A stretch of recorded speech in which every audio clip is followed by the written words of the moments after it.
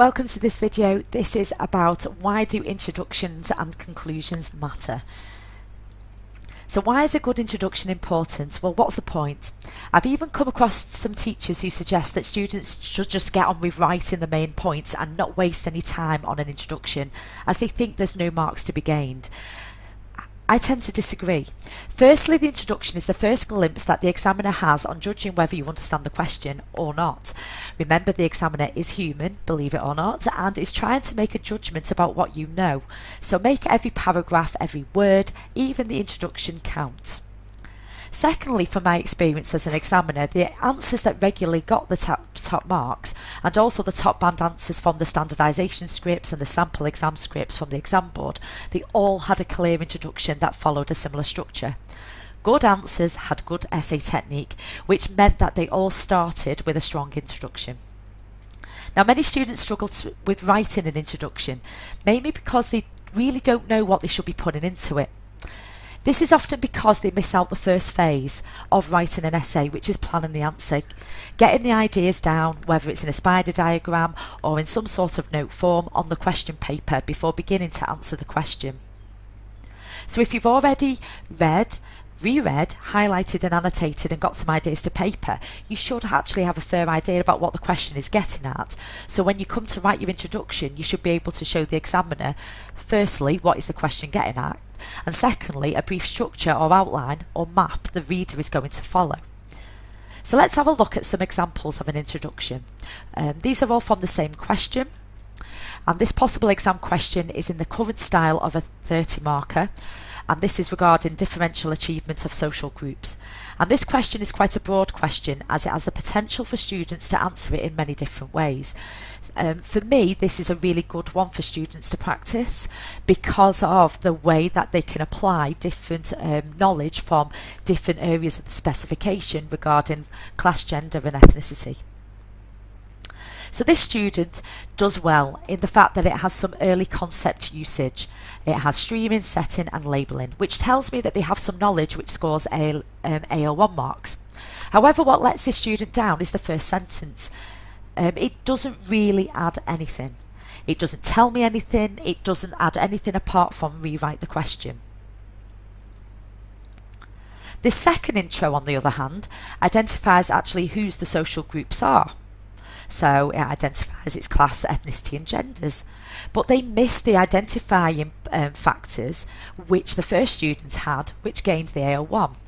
However, this student does also hint at the debate, indicating to me that they are aware that they will be evaluating by comparing to external factors and gaining AO3 marks. The final intro on this question, as you can see, is a little bit more detailed. It combines the good points of the first two answers, student 1 and student 2. It has good early identification of knowledge, AO1, labelling, setting, streaming. It identifies the context of the answer, the achievement levels of the different social groups and who they are. So girls achieve better than boys, middle class better than working class, and ethnic minorities such as Chinese and Indian better than black students. And it also addresses briefly the debate for the AO3, that external factors such as cultural deprivation, material deprivation also impact achievement, not solely the in-school factors. So this introduction has highlighted to me that the student not only understands the question, but also has a fair idea about what they're going to write about in their answer. So just to review the examples of the introduction, which students, student 1, 2 or 3, had the better introduction? I'm just going to pause for you. Dun, dun, dun. Of course it was number 3. It had the best of student 1, the content. It had the awareness of student 2 to address the debate. But student 3's answer had the following components: the context, the background information, the content, what they're going to write about, and the debate. Is it useful, the internal factors, or is it the external factors?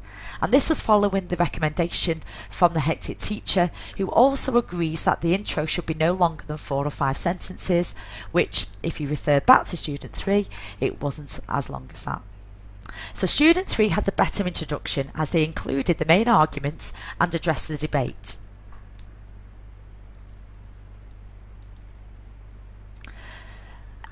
In also answering this question, you need to bottom end your answer as well with a strong conclusion.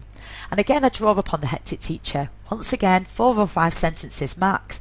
No circumstances should you be adding any new information. And this is allowing you to tie your answer together in a reasoned conclusion. So it is important that you do conclude your answer.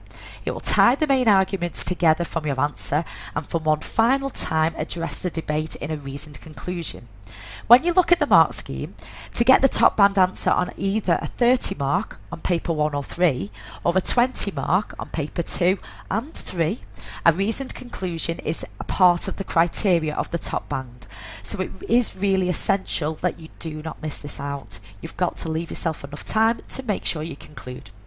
So in the case of this student, they recognise that the student's educational achievement is not caused by one single factor. It's not just the internal factors. This student shows an awareness of the complexity of the factors that lead to educational achievement and highlights how they are interlinked.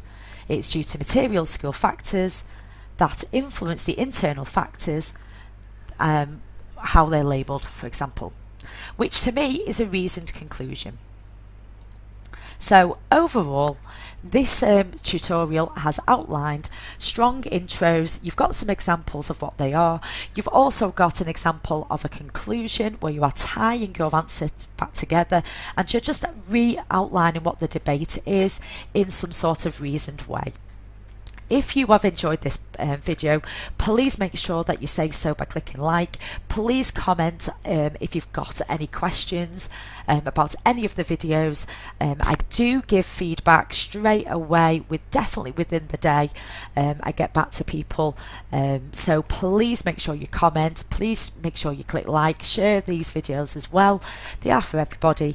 And thank you for listening to this short one for me, and have a really good weekend, and thank you once again. Goodbye.